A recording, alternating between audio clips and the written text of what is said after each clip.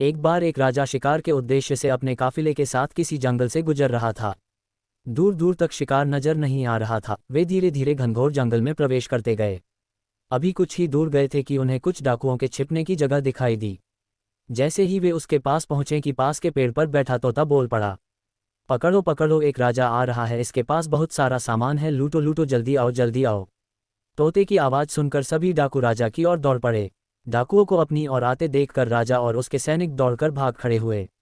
भागते भागते कोसों दूर निकल गए। सामने एक बड़ा सा पेड़ दिखाई दिया। कुछ देर सुस्ताने के लिए उस पेड़ के पास चले गए। जैसे ही पेड़ के पास पहुंचे कि उस पेड़ पर बैठा तोता बोल पड़ा, आओ राजन, हमारे साधु महात्मा की कुटी में आपका स्वागत है। अंदर आइए, पानी पीजिए और विश्राम कर लीजिए।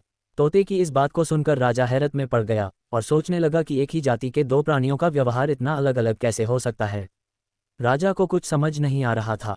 वह तोते की बात मानकर अंदर साधु की कुटिया की ओर चला गया। साधु महात्मा को प्रणाम कर उनके समीप बैठ गया और अपनी सारी कहानी सुनाई। और फिर धीरे से पूछा, ऋषिवर, इन दोनों तोतों के व्यवहार में आखिर इतना अंतर क्यों है? साधु महात्मा धैर्य से सारी बातें सुनी और बोले, ये कुछ नहीं राजन, बस संगति का असर है।